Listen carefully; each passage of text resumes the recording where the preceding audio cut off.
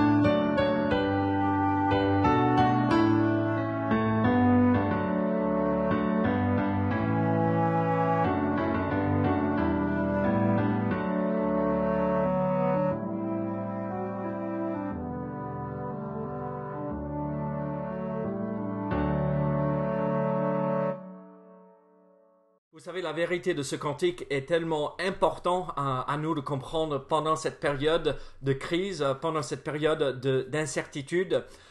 Notre espoir est en Jésus-Christ et lui seul. Notre espoir ne dépend pas sur notre gouvernement, même si on leur fait confiance qu'ils vont ils vont bien gérer cette crise. Notre espérance n'est pas dans l'argent que nous avons ou que nous n'avons pas peut-être sur notre compte en banque. Notre espérance n'est pas dans la médecine, notre espérance est en Jésus seul.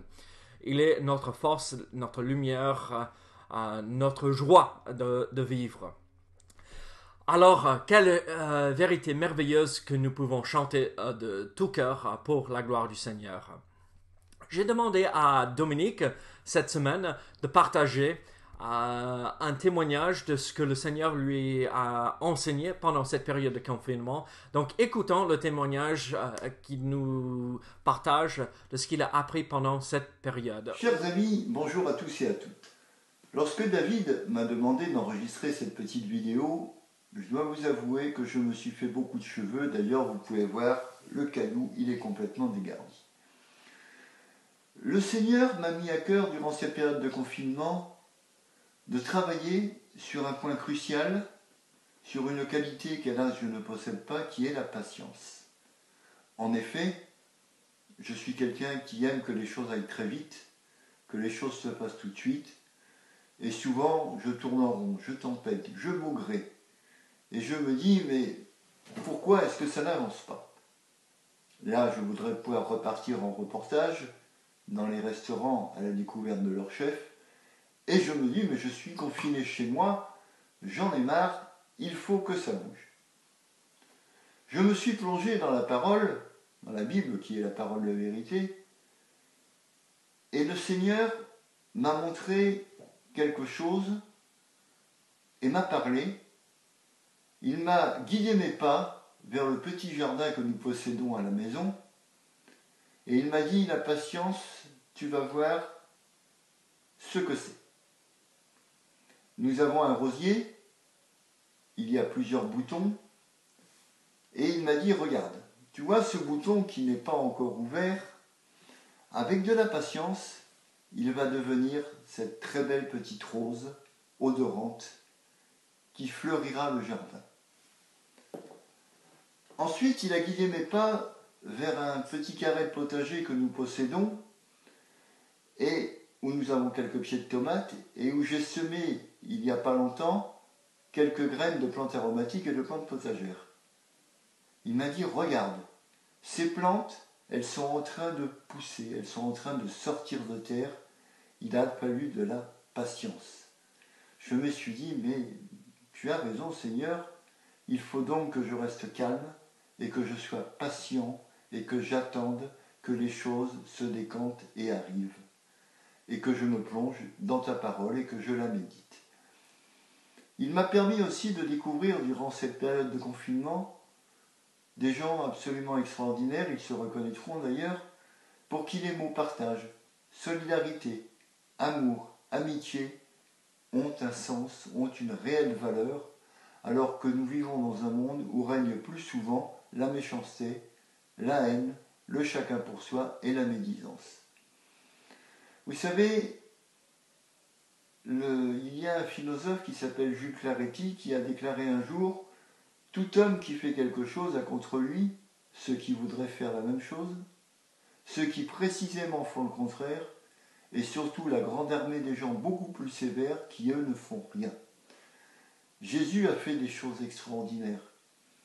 Et qui l'a condamné ? Eh bien, cette grande armée des gens sévères qui, eux, ne faisaient rien. Donc, il faut continuer à marcher dans les pas de Dieu, continuer à méditer sa parole, car je crois qu'aujourd'hui, eh bien, c'est la plus belle chose que nous possédons, et c'est celle qui nous guide dans un monde meilleur, car nous savons que nous irons le retrouver là-haut et nous asseoir à sa droite. Voilà ce que je voulais partager avec vous ce matin, et montrer qu'en définitif, s'énerver ne sert à rien, et qu'il faut rester calme, et qu'il faut prier. J'ai hâte que nous puissions nous retrouver tous ensemble à l'église. En attendant, soyez bénis, que Dieu vous garde, et surtout, protégez-vous. La Bible dit dans le psaume 81, verset 11, « Je suis l'Éternel ton Dieu, qui t'a fait monter du pays d'Égypte. Ouvre ta bouche, et je la remplirai. » Regardez ce BD, ce dessin qui relate cette vérité.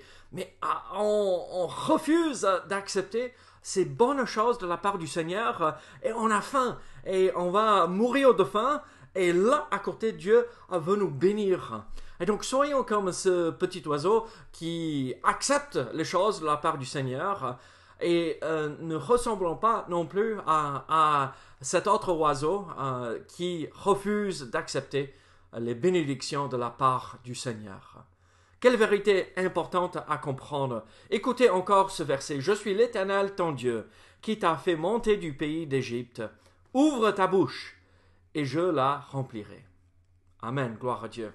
Yann a voulu partager comme sa sœur a fait, pour pas avoir de jaloux dans la maison, Yann va partager ici un tout petit peu, entre guillemets, un témoignage ce que le Seigneur lui a montré pendant cette période de confinement aussi.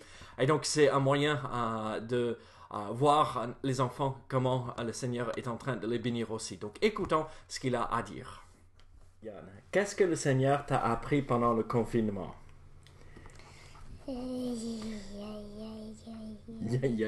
C'est difficile, hein? Est-ce qu'il t'a appris à faire quelque chose? Le Seigneur a appris à faire mes devoirs. Ah, très bien. Donc tu travailles bien à l'école, même si c'est à la maison? Oui. Qu'est-ce que le Seigneur t'a enseigné de plus? En plus. Gentil avec ma sœur. Il t'a appris à être gentil avec ta sœur? Oui. T'es toujours gentil avec ta sœur? Non. Un petit peu. Méchant de temps à autre? Ah oui, mais tu sais, il faut être gentil. Oui. Ah, d'accord. Qu'est-ce que tu veux dire aux gens de l'église?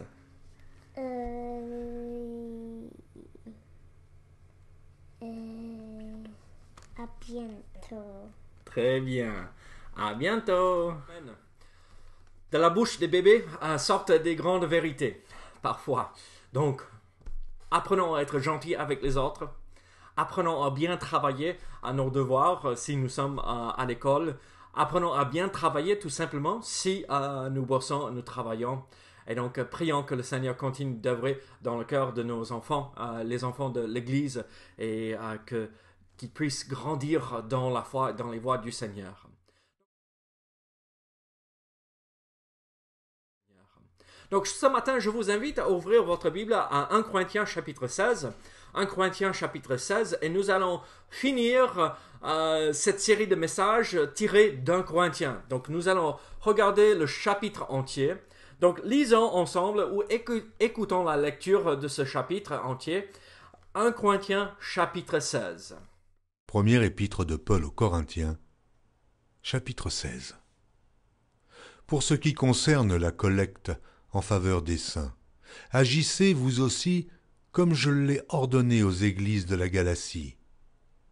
Que chacun de vous, le premier jour de la semaine, mette à part chez lui ce qu'il pourra, selon sa prospérité, afin qu'on n'attende pas mon arrivée pour recueillir les dons. Et quand je serai venu, j'enverrai avec des lettres pour porter vos libéralités à Jérusalem, les personnes que vous aurez approuvées. Si la chose mérite que j'y aille moi-même, elles feront le voyage avec moi.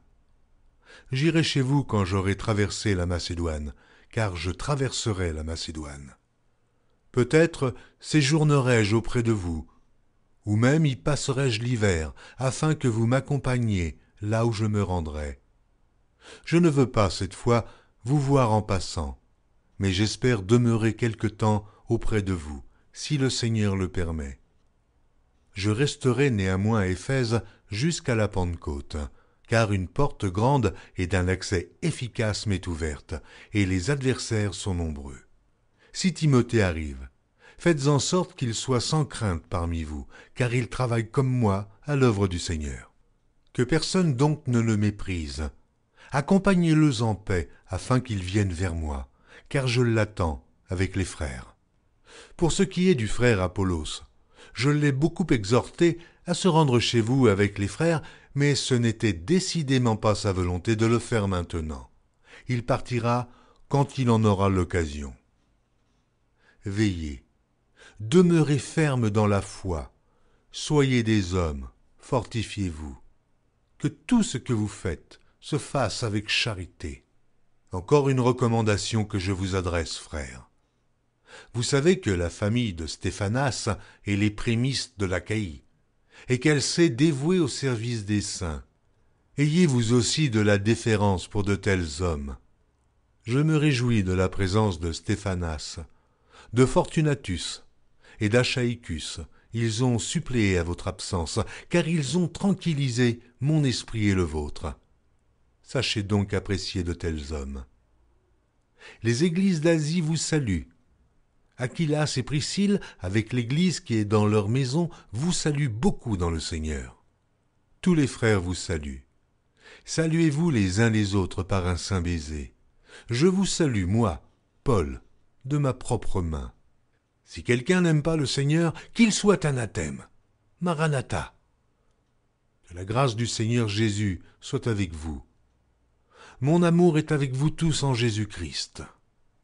Amen. Que le Seigneur bénisse la lecture de sa parole. Nous voyons ici dans ce chapitre la dernière réponse que l'apôtre Paul donne à des questions ou à une question ou des questions que l'église de Corinthe lui avait posées. Donc, nous nous rappelons que l'église de Corinthe avait envoyé une épître ou une lettre, on va l'appeler comme cela de nos jours, mais une lettre à l'apôtre Paul pour lui poser certaines questions.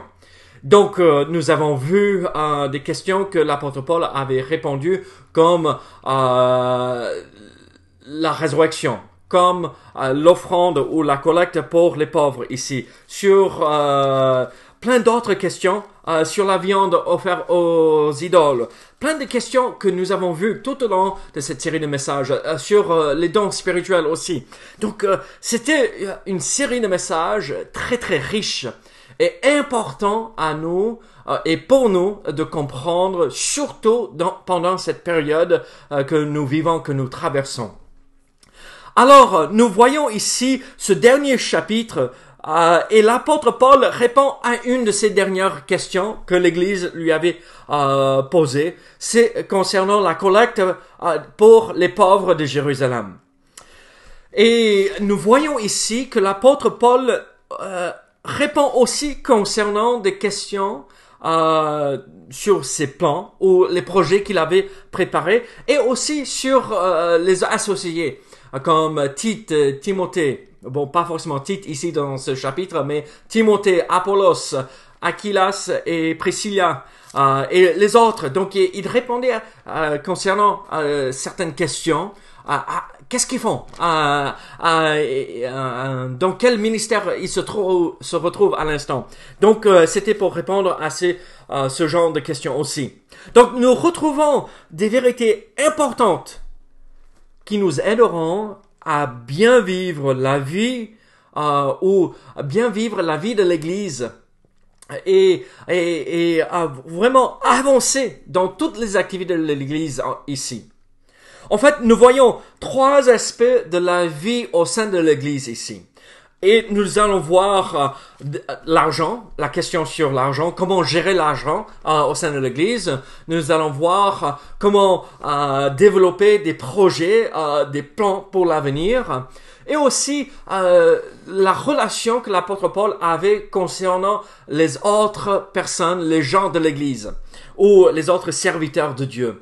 Donc nous voyons ici en fait trois domaines très importants pour nous et importants à mettre en pratique même au sein de notre Église à Saint-Gaudens et n'importe quelle autre Église. Comment bien gérer l'argent, comment bien gérer nos projets pour le Seigneur et comment bien gérer nos relations avec les gens de l'Église. Donc, nous comprenons que Dieu veut que nous, ses enfants, nous vivions bien notre vie d'Église et tous les aspects que ça comprend. Alors, comment pouvons-nous faire cela? En fait, il faut mettre en pratique les vérités que nous allons voir concernant ces trois aspects. Donc, c'est pas le tout, mais c'est une bonne base sur laquelle nous pouvons construire ce principe de bien vivre la vie de l'Église, bien vivre tout ce que le Seigneur nous demande de vivre au sein de l'Église. Donc, regardons ce premier aspect de la vie au sein de l'Église. Ça concerne l'argent. Ici, la pratique dans notre culture ici en France, parler de l'argent, c'est un peu tabou. Ça se fait pas. Et si on en parle, on chuchote et on souffle dans l'oreille pour pas en parler trop fort pour que les autres entendent. Mais dans la parole, dans la Bible, Dieu ne veut pas que l'argent soit une source de division au sein de l'Église. Donc, regardons comment bien vivre la vie de l'Église concernant l'argent ici, dans les 4 premiers versets de ce chapitre. Qu'est-ce que nous voyons ici? Pour ce qui concerne la collecte en faveur des saints, agissez, vous aussi, comme je l'ai ordonné aux églises de la Galatie. Que chacun de vous, le premier jour de la semaine, mette à part chez lui ce qu'il pourra, selon sa prospérité, afin qu'on n'attende pas à mon arrivée pour recueillir les dons. Et quand je serai venu, j'enverrai avec des lettres pour porter vos libéralités à Jérusalem, les personnes que vous aurez approuvées. Si la chose mérite que j'y aille moi-même, elles feront le voyage avec moi.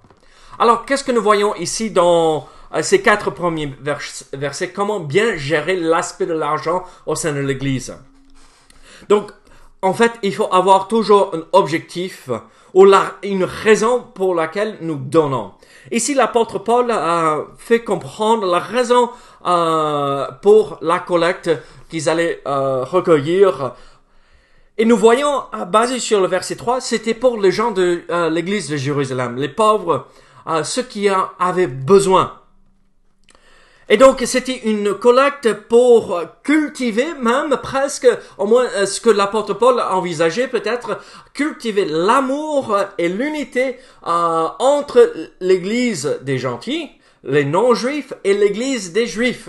Parce qu'à un moment donné, vous vous rappelez qu'il y avait quand même un peu de division entre ces deux églises, ou ces deux aspects de l'église, le corps de Christ, les juifs et les non-juifs. Et donc, on voit que si les non-juifs allaient aider les juifs dans leurs besoins, ça va manifester et témoigner de l'amour que l'église non-juive avait pour l'église juive. Donc, et ça allait à la fin cultiver cette unité. Nous sommes tous ensemble, nous sommes un seul corps en Christ. Pas deux églises différentes, mais une seule église dans le Seigneur.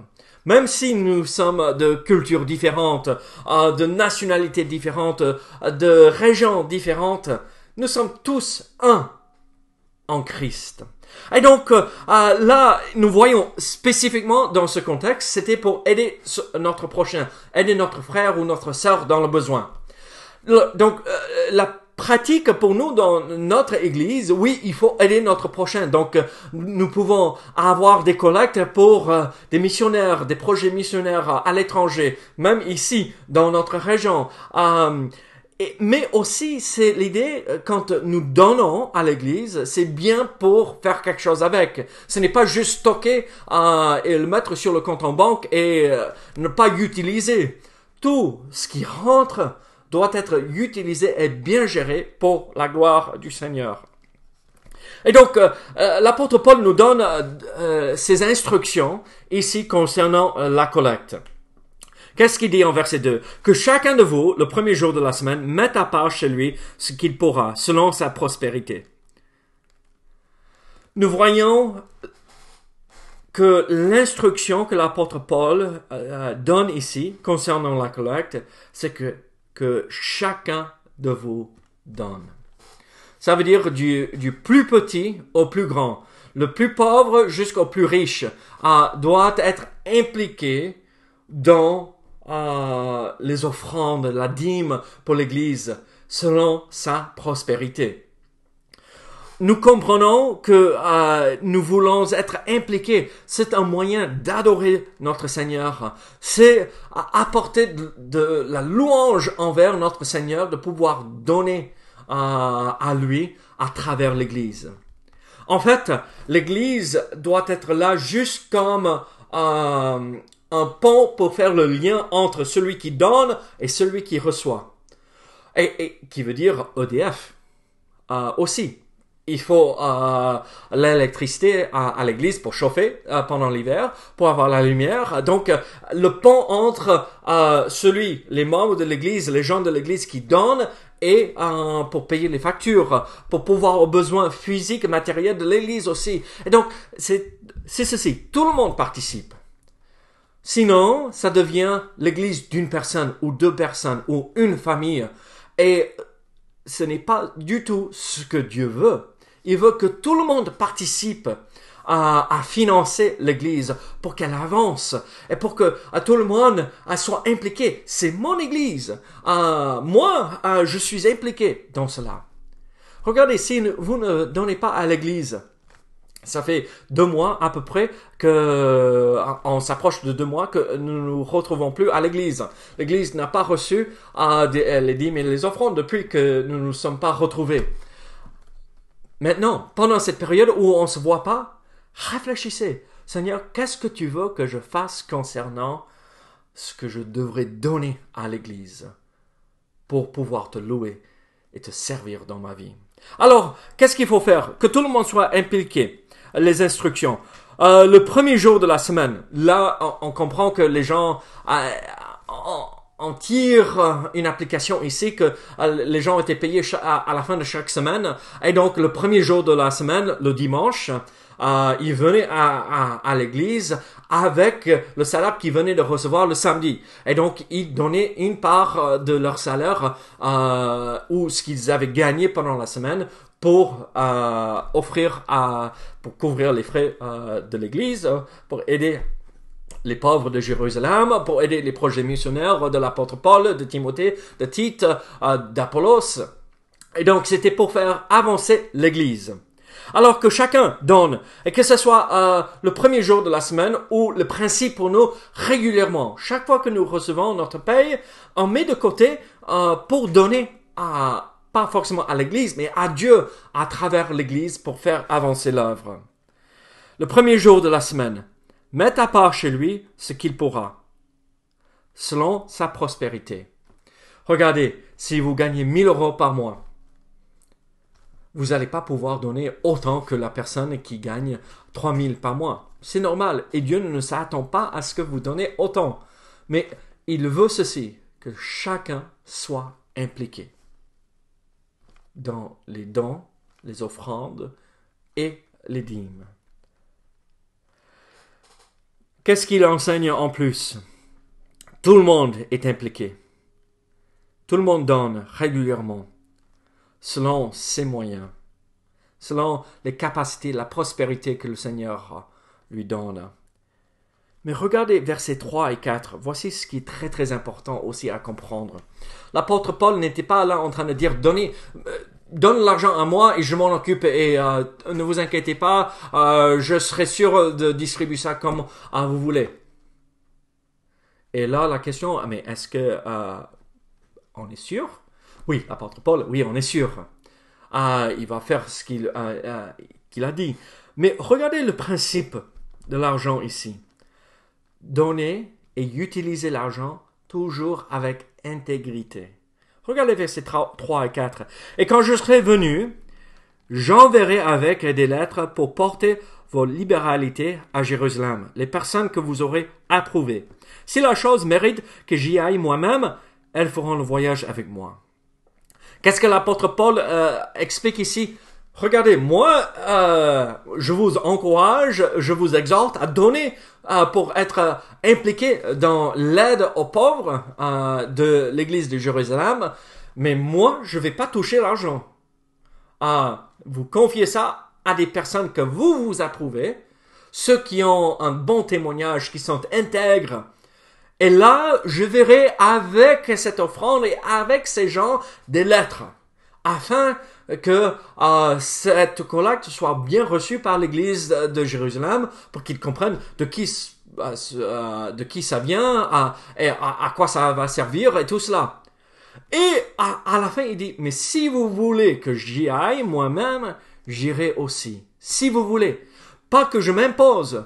Alors, nous voyons que, en fait, c'est pas l'apôtre qui dicte ce qu'il faut, mais c'est l'église, le corps de Christ qui décide ensemble. Et ça doit être le même principe au sein de nos églises. Regardez, si vous êtes en train de regarder cette vidéo et vous retrouvez dans une église où le corps, les membres de l'église n'ont aucun mot à dire concernant comment on dépense l'argent, fuyez cette église, ne restez pas là. Mais si vous avez délégué cette responsabilité à un conseil ou un comité ou quelque chose comme cela, alors laissez-leur faire leur travail. Mais si une seule personne gère tout sans rendre des comptes au corps de Christ local, il y a un grave problème. Donc, soyons sûrs, pour nous ici dans notre église, qu'il y a toujours des gens intègres, approuvés par les gens de l'église qui sont là pour gérer l'argent. Qu'il n'y ait pas de questions, qu'il n'y a pas de soupçons ou de doutes. Mais qu'est-ce qu'on a fait? Mais où est parti l'argent? Non, que chaque fois que quelqu'un, un membre de l'église, pas n'importe qui, mais un membre de l'église demande où est l'argent et comment avons-nous dépensé l'argent qui est entré dans l'église, que nous pouvons répondre clairement, honnêtement, avec intégrité, comment le Seigneur s'est servi des dons des gens de l'église. Alors nous voyons ce premier aspect de la vie de l'église, l'argent. Il est important d'être intègre. Il est important dans ce domaine. Il est important d'être impliqué dans ce domaine et que tout le monde y participe.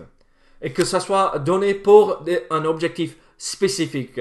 Servir le Seigneur, payer les factures, soutenir des projets missionnaires, donner pour des projets spécifiques, des besoins à des gens de l'Église. Donc vous voyez, toujours avoir un objectif là, dans ce domaine.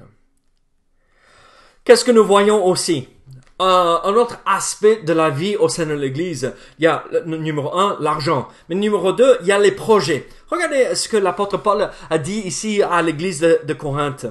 J'irai chez vous quand j'aurai traversé la Macédoine.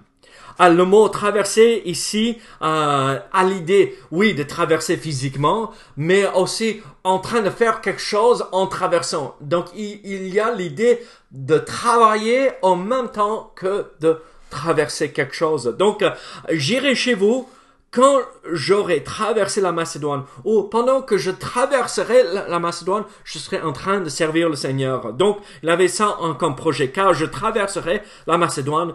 Peut-être séjournerai-je auprès de vous, ou même y passerai-je l'hiver afin que vous m'accompagniez là où je me rendrai. Je ne veux pas cette fois vous voir en passant, mais j'espère demeurer quelque temps auprès de vous, si le Seigneur le permet. Je resterai néanmoins à Éphèse jusqu'à la Pentecôte, car une porte grande et d'un accès efficace m'était ouverte. Et les adversaires sont nombreux. Qu'est-ce que nous voyons aussi? Quel est ce deuxième aspect de la vie au sein de l'Église? Des projets. L'apôtre Paul n'était pas là en train de se dire « Mais qu'est-ce que je vais faire? Bon, je verrai ça quand je verrai ça. » Non, il avait des projets pour l'avenir. Il avait des objectifs devant lui et il voulait accomplir un ministère pour le Seigneur. Donc, qu'est-ce que nous voyons ici? Regardez verset 7. À la fin de verset 7, qu'est-ce que nous voyons? Je ne veux pas cette fois vous voir en passant, mais j'espère demeurer quelque temps auprès de vous, si le Seigneur le permet. Vous avez remarqué ce qu'il a dit en verset 6, peut-être séjournerai-je auprès de vous, ou même y passerai-je l'hiver. Peut-être, je ne veux pas. Et on voit que lui, il a des projets, mais il termine tout cela avec selon la volonté de Dieu. L'apôtre Paul, voici comment un commentateur qui a écrit un commentaire sur cette épître, il a expliqué le projet de Paul. Paul était à Éphèse lorsqu'il a écrit cette lettre. Il projetait de voyager en Macédoine pour y accomplir son ministère. Il souhaitait passer l'hiver à Corinthe et ensuite se rendre en Judée avec la collecte. On le voit dans 2 Corinthiens 1, 15 à 16, versets 15 à 16. Plus tard, au lieu d'une longue visite, comme il venait d'expliquer ici, il a décidé d'en faire 2 courtes, mais même ce projet ne s'est pas réalisé. Il s'est dit, bon, je vais rendre visite, je vais pas pouvoir passer autant de temps, mais je vais repasser 2 fois. Au moins, comme ça, ça va aller. Il a dû finalement effectuer une visite rapide et douloureuse. À la fin, qu'une visite. Même pas 2, et même pas une visite longue. Avant de retourner, donc il a effectué une visite rapide et douloureuse à Corinthe avant de retourner à Éphèse. Et s'est ensuite rendu à Troas pour attendre Tite qui avait été envoyé à Corinthe. Nous voyons ça dans 2 Corinthiens, chapitre 2, versets 12 et 13, et chapitre 7, et à partir de verset 5. Il a visité la Macédoine et ensuite s'est rendu en Judée. Il aurait préféré passer plus de temps qu'il n'a pas pu à Corinthe. C'était aussi le désir de l'Église. Donc on voit à travers tout cela. L'apôtre Paul avait un projet de rendre visite à l'Église de Corinthe et de passer du temps avec eux. Donc, il allait rester jusqu'à son projet initial, c'était je vais rester ici à Éphèse jusqu'à la Pentecôte. Et après, je vais traverser la Macédoine, donc peut-être prendre tout l'été à passer la Macédoine pour visiter les églises en Macédoine. Et après, il allait arriver là en automne à Corinthe pour peut-être séjourner tout l'hiver avec eux et passer quand même plusieurs mois. Ça, c'est pas fait. Et cette vérité revient encore. Si Dieu le permet. Si le Seigneur le permet. Regardez verset 7 à la fin. Si le Seigneur le permet. Regardez. Nous avons besoin d'établir des projets pour le Seigneur. Arrêtez et réfléchissez. Quels sont les projets que j'ai pour servir mon Sauveur? Là, parfois j'ai entendu des chrétiens dire « Ah bon, le Seigneur me dirige chaque jour et on sait pas des projets, je vis de jour en jour et le Seigneur se sert de moi. » Tant mieux, très bien. Mais je ne connais aucun grand serviteur de Dieu qui a accompli quelque chose de grand pour Dieu, qui a vécu comme cela. L'apôtre Paul nous montre ici clairement qu'il faut avoir des projets pour le Seigneur. Lancez-vous, décidez, Seigneur, si tu permets, voici ce que je voudrais faire. Et comment faut-il faire pour mettre en pratique ces projets, découvrir la volonté de Dieu par rapport à ces projets que nous envisageons? Pas que, Seigneur, je veux construire un bâtiment pour l'église, on aura 4000 mètres carrés à l'intérieur. Soyons raisonnables. Comment découvrir? Ce n'est pas qu'on se réveille un jour avec un mauvais rêve, un cauchemar pendant la nuit, et voilà le projet pour l'avenir. Non, non, non. On se pose, on prie, on cherche la face du Seigneur. On doit avoir du bon sens dans tout ce que nous faisons dans nos projets. On prie, on cherche la face du Seigneur, on jeûne, on passe du temps devant lui. On examine la situation et on recherche sa face et sa volonté. Seigneur, montre-moi. Montre-moi, Seigneur. Dieu nous a dotés d'une capacité de se projeter dans l'avenir. Seigneur, si tu permets, je veux accomplir ceci pour toi. Pour te servir, pas pour moi, pas pour avoir un nom important et connu dans le monde, mais pour toi, Seigneur, pour que ton nom soit glorifié. Seigneur, je veux te servir. Donc, Seigneur, permets que je puisse faire ceci pour toi. Moi, personnellement, dans ma vie, j'ai des grands projets. Et vous? Est-ce que vous avez des projets pour le Seigneur? Pendant cette période de confinement, où on n'est pas obligé de partir aussitôt pour le travail, au lieu de prendre la tablette pour regarder Netflix ou quelque chose, je ne sais pas, mettez tout ça de côté, prenez une matinée cette semaine et cherchez la face du Seigneur. Seigneur, dès que ce confinement est terminé, qu'est-ce que tu veux que je fasse pour toi? Montre-moi, je veux te servir. Vous savez, parfois dans ma vie, j'ai établi des projets, des plans pour l'avenir. Mais je me suis trompé. Parfois, ce n'est pas qu'on est dans le péché, mais parfois on n'a pas bien discerné la volonté du Seigneur. Est-ce que c'est mauvais de changer nos projets pour le Seigneur? Non. Non, non. Au fur et à mesure, il faut s'adapter. Tout comme ici, l'apôtre Paul a décrit ses projets. Est-ce qu'il les a accomplis? Pas du tout. En fait, tout ce qu'il avait prévu, tout ça c'est tombé à l'eau. il n'a pas pu faire ce qu'il voulait. Quelques aspects, mais pas tout. Alors nous aussi, parfois, on va vivre ce que l'apôtre Paul a vécu ici. Il aurait voulu faire ceci, mais les circonstances ne l'ont pas permis. Ne soyons pas frustrés, mais regardons ces changements, ces occasions comme des plus grandes occasions, comme nous voyons ici à Éphèse, une porte grande et d'un accès efficace m'est ouverte. Des occasions extraordinaires pour partager le Seigneur. La voiture, le pneu est crevé, vous êtes en panne sur le bord de la route et le dépanneur arrive. Quelle occasion de parler de votre Seigneur, être dans la joie. Mais pourquoi vous...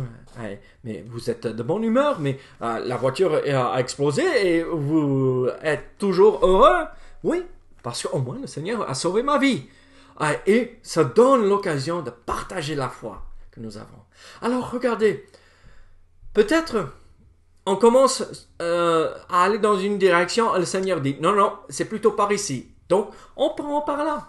Et Dieu change et adapte nos projets pour accomplir sa volonté parfaite. Mais soyons sensibles à sa direction en tout moment, pour toute occasion, afin de le servir. Alors nous voyons le dernier aspect de la vie au sein de l'Église. Donc les deux premiers, c'est l'argent et les projets. Mais nous voyons le dernier, c'est les gens de l'Église. Regardez à partir du verset 10. Nous n'allons pas prendre le temps pour regarder tout en détail, mais regardez. En verset 10 à 11, nous voyons que l'apôtre Paul parle de Timothée. Si Timothée arrive, faites en sorte qu'il soit sans crainte parmi vous, car il travaille comme moi à l'œuvre du Seigneur, que personne donc ne le méprise. Accompagnez-le en paix afin qu'il vienne vers moi, car je l'attends avec les frères. Regardez, l'apôtre Paul transmet les nouvelles des frères et des sœurs. On voit que l'apôtre Paul n'était pas là pour utiliser des gens comme des pions et les mettre dans les champs et les déplacer comme il voulait. Non, il pensait à leurs besoins. Timothée était timide. Il était réservé, il était craintif. Et l'apôtre Paul prend le temps d'avertir, attention, soyez respectueux. Il est un serviteur de Dieu. Faites en sorte qu'il soit sans crainte parmi vous. Respectez l'autorité qu'il a. C'est un pasteur, c'est un responsable d'église. Donc, soyez respectueux. Nous voyons, il parle d'Apollos en verset 12. Pour ce qui est du frère Apollos, je l'ai beaucoup exhorté à se rendre chez vous avec les frères, mais ce n'était décidément pas sa volonté de le faire maintenant. Il partira quand il en aura l'occasion. Qu'est-ce que nous voyons ici? L'apôtre Paul aurait préféré qu'Apollos soit chez eux à Corinthe pour aider à redresser cette église qui était vraiment dans des graves erreurs. C'était une église loin de ce qu'on pourrait espérer avoir. Et donc, il aurait voulu qu'Apollos soit là pour les encourager, les exhorter, les fortifier dans la foi. Mais à la fin, qui est allé? Tite. Apollos n'a pas voulu. Dieu avait montré à Apollos un autre projet, un autre plan. Et donc, l'apôtre Paul n'a pas imposé sa volonté, il a respecté la personne. À nous aussi de respecter les uns les autres au sein de l'Église. Et juste parce que toi, tu as un point de vue, ne veut pas dire que c'est ça ce qu'il faut accepter. Dieu est peut-être en train d'agir et intervenir dans la vie de la personne concernée. Et lui, en train de lui montrer ce qu'il veut pour sa vie aussi. Donc, respectons aussi la volonté des autres. Pas juste la personne, mais aussi leur volonté. Nous voyons aussi, à partir de verset 15, nous voyons versets 13 et 14, veillez, demeurez fermes dans la foi, soyez des hommes, fortifiez-vous. Donc, que tout ce que vous faites se fasse avec charité. Donc là, c'est vis-à-vis des serviteurs de Dieu, là. Regardez. Soyez des hommes, c'est l'idée. Mais sois un adulte. Arrête de te comporter comme un enfant, un gamin. Quand tu vois quelqu'un qui t'est servi, qui sert le Seigneur, Sois là pour l'aider dans le voyage. Sois là pour le rassurer. Encourage-le au lieu de le décourager. Comportez-vous bien comme des adultes. Ne soyons pas des gamins comme vous êtes en train d'agir au sein de l'Église. Vous permettez que le péché entre dans l'Église. Vous ne respectez pas le mariage. Vous servez des dons spirituels d'une façon honteuse. Soyez des hommes. Soyez adultes. Avancez. Servez le Seigneur et servez les responsables d'Église. Mais nous voyons au verset 15 à 18, il parle de Stéphanas et de sa famille. Regardez, encore une recommandation que je vous adresse, frères. Vous savez que la famille de Stéphanas est les prémices de l'Achaïe et qu'elle s'est dévouée au service des saints. Ayez vous aussi de la déférence pour de tels hommes et pour tous ceux qui travaillent à la même œuvre. Je me réjouis de la présence de Stéphanas, de Fortunatus et de Achaïcus. Ils ont supplé à votre absence, car ils ont tranquillisé mon esprit et le vôtre. Sachez donc apprécier de tels hommes. Après, nous voyons Aquilas et Priscille de l'Église et l'Église dans leur maison. Donc, nous voyons des serviteurs de Dieu. Regardez, on peut avoir l'argent et on peut avoir des projets. Mais l'argent et les projets n'ont aucune valeur sans les gens. L'Église n'est pas un bâtiment. L'Église n'est pas l'argent sur le compte en banque. L'Église n'est pas les projets. L'Église, c'est les gens. Nous voyons ce que l'apôtre Paul dit à la fin. Si quelqu'un n'aime pas le Seigneur Jésus-Christ, qu'il soit anathème. Maranatha, que le Seigneur vienne bientôt. Que la grâce du Seigneur Jésus soit avec vous. Mon amour est avec vous tous en Jésus-Christ. On revient à la base de tout. Mon amour est avec vous. Si nous avons l'amour comme fondement avec la vérité, comme nous voyons dans Éphésiens, la vérité en amour, nous pouvons accomplir des choses extraordinaires pour le Seigneur. Alors, mes amis, aimons les gens de l'Église. Ayons des projets pour servir le Seigneur. Et soyons sûrs de répondre aux besoins de l'Église, des gens de l'Église, des missions, des projets missionnaires, afin de louer et adorer notre grand Sauveur et Seigneur Jésus-Christ. Prions ensemble. Seigneur, merci pour cette série de messages tirés de cet épître, cette richesse que nous avons retrouvée, Seigneur, dans cet épître. Aide-nous à rester humbles devant toutes ces vérités, de les accepter telles que nous avons les découvertes dans cet épître. Au nom de Jésus. Amen. Que le Seigneur vous bénisse et vous garde. Soyez sûrs de noter le plan de lecture de cette semaine ici à la fin. À très bientôt. Au revoir.